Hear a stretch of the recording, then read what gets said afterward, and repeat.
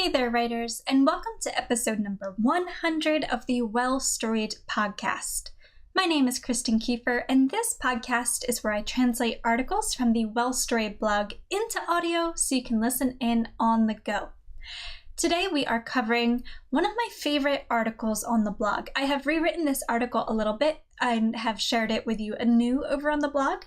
But it's a topic that is really near and dear to my heart as someone who often struggles to both maintain a writing practice and also just to maintain my love for writing in general. Today's article and podcast is titled How to Rediscover Your Love for Writing. And so without any further ado, let's dive in.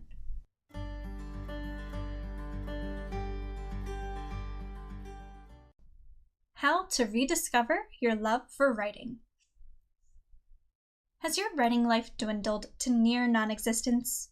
You aren't alone, writer. Making time to write is one thing, but you aren't simply struggling to juggle your calendar. You seem to have fallen out of love with writing altogether. It's not that you don't want to write in a big picture sense. Sharing stories with the world has always been a dream of yours. You've simply lost all desire to manifest those stories in your everyday writing life. Is this some sort of writer's block then? A failure to overcome procrastination? A sign that writing isn't right for you? Nonsense. It's time we had a chat about creative passion, writer, and more importantly, how to rediscover it for yourself.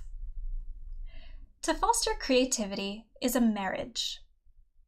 The phrase, "I'm married to my work," often brings to mind workaholic tendencies and relationship failures. But there's a good bit of truth in this phrase for lifelong creatives.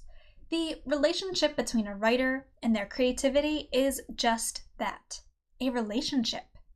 And healthy relationships require that each partner nurtures the other. If you've fallen out of love with your writing, chances are that you either haven't spent time nurturing your creative passions, perhaps a particular doubt or fear got in the way, or your current creative life is no longer nurturing to you. This doesn't mean it's time to seek a divorce from all creative pursuits. By figuring out where exactly your marriage to your work went south, you can choose to address the issue instead, reigniting the fiery passion you experienced when first getting to know your creativity. To get started, let's take a look at how real-life romantic relationships are built. Why? Because they often feature the same building blocks that inspire our creative lives as well. Step number 1, attraction. Most of us simply don't pursue hobbies in which we have no interest, so think back. What first inspired you to write? Was it a love for storytelling? A need for emotional catharsis? A chance to escape the mundanities of everyday life? Or how about all of the above? More importantly, consider whether you're still attracted to writing for the same reasons. It's okay if your interest in writing has evolved. Acknowledging what you need from your creativity is key to building a relationship that will stand the test of time. Step number 2, exploration. You know you're interested in writing, but is it truly the best form of creativity for you? You won't know until you get to know one another, so spend some time with your writing, exploring the many genres and styles available to you. Can you find a comfortable place in that relationship? A place where your voice can shine? Step number 3, emotional connection. Healthy relationships require a strong emotional foundation. They seek to support and encourage rather than tear down or take and take and take. Now's the time to ask whether writing supports your emotional well-being. If your current writing life frequently leaves you feeling angry or upset, it likely isn't a healthy outlet. Remember, no matter what pop culture may say, to be a tortured artist isn't some sort of badge of honor. It's destructive to your mental health, plain and simple. Instead, seek out forms of creativity that leave you feeling inspired and fulfilled. The everyday work may not be easy, but your relationship with your writing should be a happy one in the long haul. Step number 4, put in the time. Relationships need time and attention to flourish. If you want to build a healthy relationship with your writing life, you must choose to prioritize it as often as you can.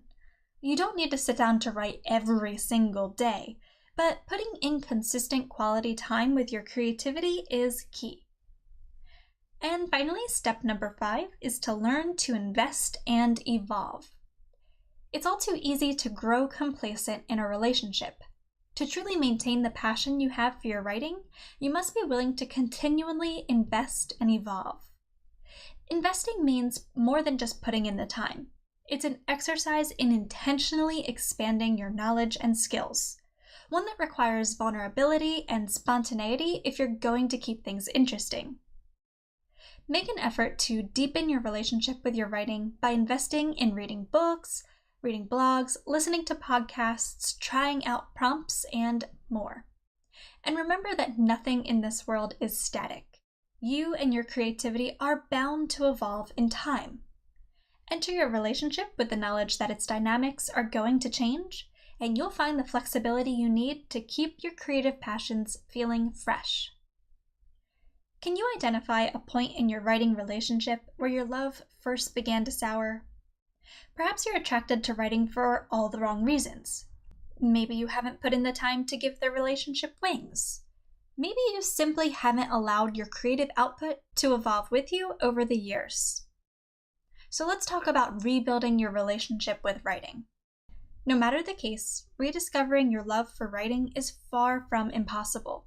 But be warned, it's going to take time, patience, and more than a little hard work. Eager to put in the effort? Let's get started. Step number 1, acknowledge the loss.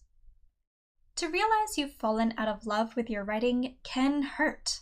Your first instinct may be to cast blame on yourself, your situation, or others who have brought doubt or distraction into your life. But I'd encourage you to actively fight this inclination. Acknowledging what led you to lose sight of your creative passion can prove helpful as you work to rebuild your writing life. But there's little point in dwelling on this reality for long. What's done is done. Let's move forward. Step number 2, confront your emotions.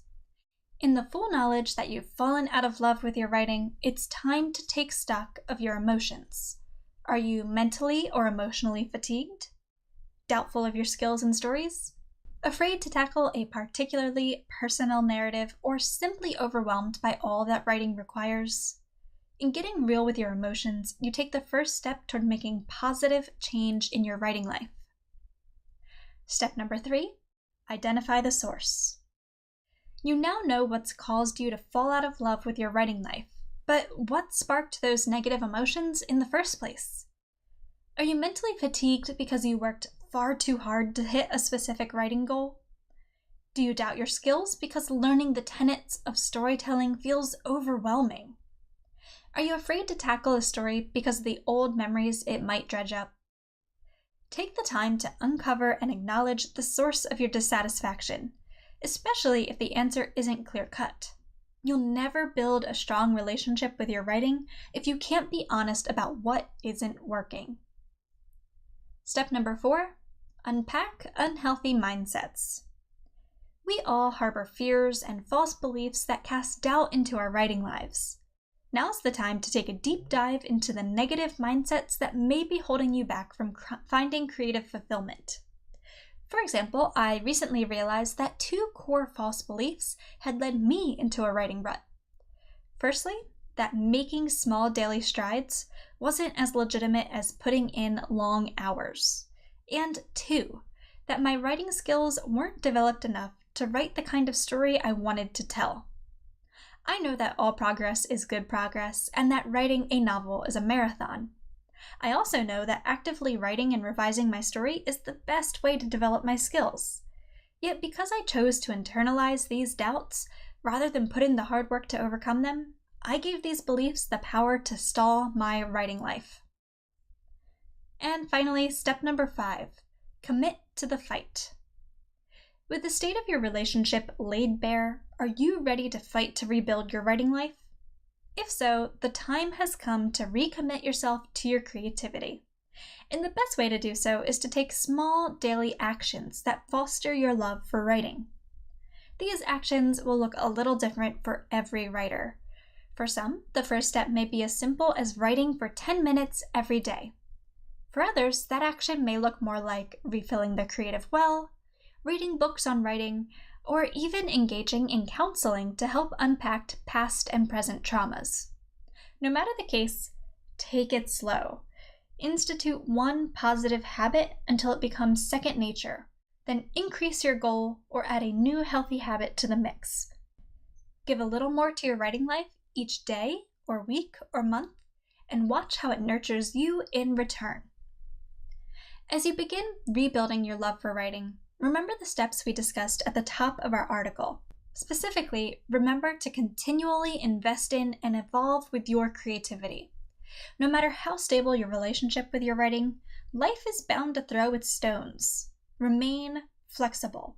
You and your writing life are in this for the long haul, so let's make it a good one.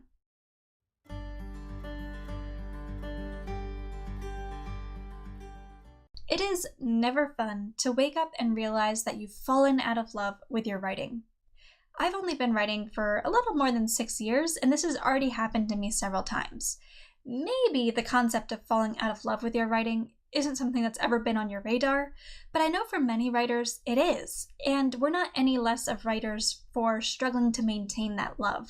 Sometimes it's really not about the writing itself, it's really about our relationship with it, as this episode explored, and I hope this episode helped you figure out ways to really commit yourself to a much healthier relationship with your creativity.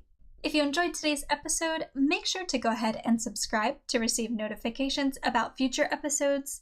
And also, it would mean a lot if you could leave a quick rating and review to help the podcast grow.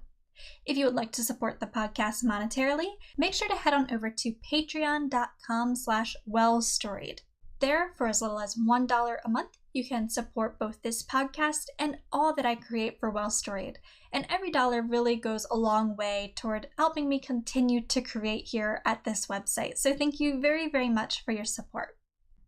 All right, writers, that is everything I have for you today. Again, I hope you enjoyed today's episode.